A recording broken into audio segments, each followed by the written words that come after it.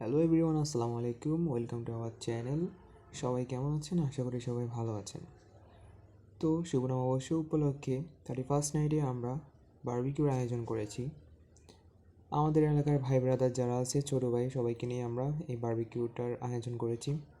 এখানে আমরা 3টি মুরগি নিয়ে নিয়েছি এবং খুবই সুন্দরভাবে মশলাটা মাখিয়ে নিয়েছি। ম্যারিনেটের জন্য মুরগির পিসগুলোর মাঝে ভালোভাবে মশলা ঢুকিয়ে দিচ্ছি, যাতে খেতে এটা খুবই সুস্বাদু হয়।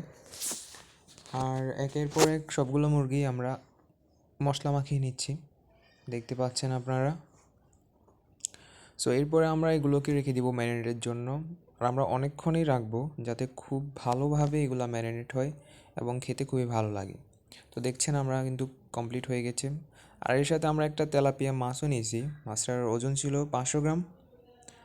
তো মাছটাকে খুবই সুন্দরভাবে আমি কেটে নিচ্ছি। আসলে প্রফেশনাল তো না, তাও একটু চেষ্টা করছি প্রফেশনালের মতো হওয়ার জন্য। তো দেখছেন আমি মাছটাকে কিন্তু খুবই সুন্দর মতো কেটে নিচ্ছি, এপাশ ওপাশ দোনো পাশে একটু শেপ দেওয়ার চেষ্টা করছি, যাতে মশলাগুলোও ঢুকে আর মাছটা দেখতেও খুবই সুন্দর হয়। তো এদিকে আমি মাছটা কাটাকাটি করছিলাম।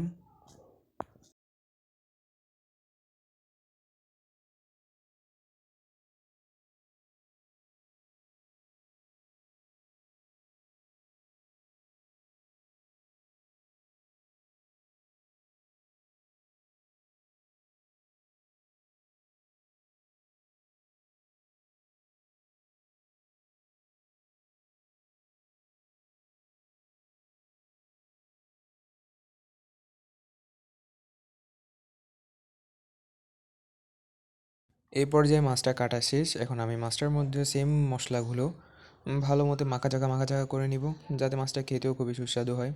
আর মাছটার প্রত্যেক জায়গায় জায়গায় আমি মশলাগুলো ঢুকিয়ে দিচ্ছি। তো দেখুন আপনারা, একদম কানে কোণে যত জায়গা আছে সব জায়গায় আমি কিন্তু মশলাটা ঢুকাই নিচ্ছি। আশা করি মাছটা খেতেও খুবই সুস্বাদু হবে। তো দেখতে থাকুন ভিডিওটি।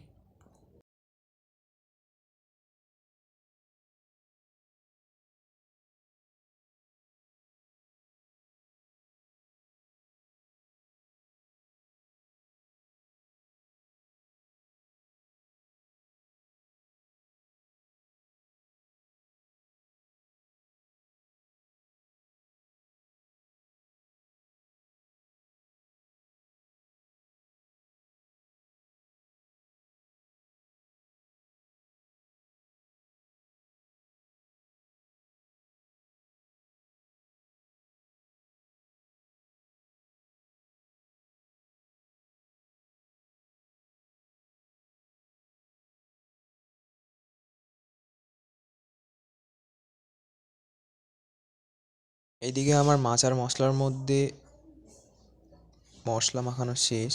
এখন আমরা যেই জায়গায় বারবিকিউটা করব সেখানে কয়লাগুলো রেডি করে নিচ্ছি। তো দেখতে পাচ্ছেন অনেকক্ষণ চেষ্টার পর কিন্তু কয়লাটা ধরাইছি, যেহেতু শীতের রাত ধরতে চাইতেছিল না। তো আমি একের পর এক লেগ পিসগুলো, সিনাগুলো খুবই সুন্দরভাবে স্ট্যান্ডের উপর দিয়ে দিচ্ছি, আপনারা দেখতে পাচ্ছেন। আর এটা খাইতে এত সুস্বাদু হয়েছে, যা আমরা যেটা ভাবছি সেটার চেয়েও আলহামদুলিল্লাহ খাইতে খুবই টেস্ট হয়েছে।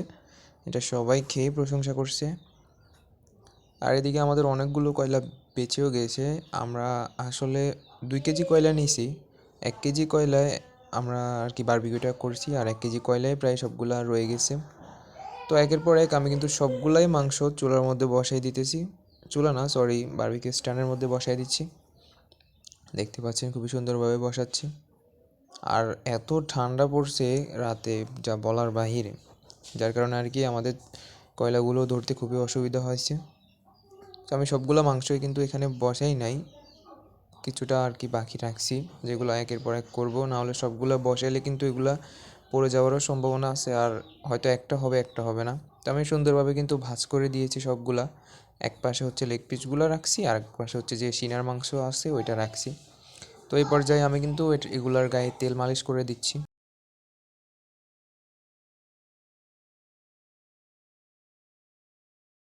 আর তেল মালিশ করা শেষ। তো দেখতে পাচ্ছেন খুবই সুন্দর দেখতে লাগতেছে। আর কয়লাটাও খুবই ভালোভাবে ধরছে, এদিকে আগুনও ধরে গেছে, দেখতে পাচ্ছেন আপনারা। আর মাংসটা এত লোভনীয় হয়েছে, যেটা আসলে আমরা বিশ্বাসই করি নাই যে আসলে খেতে এটা এতটা টেস্ট হবে। সবাই ভালো থাকুন। আসসালামু আলাইকুম।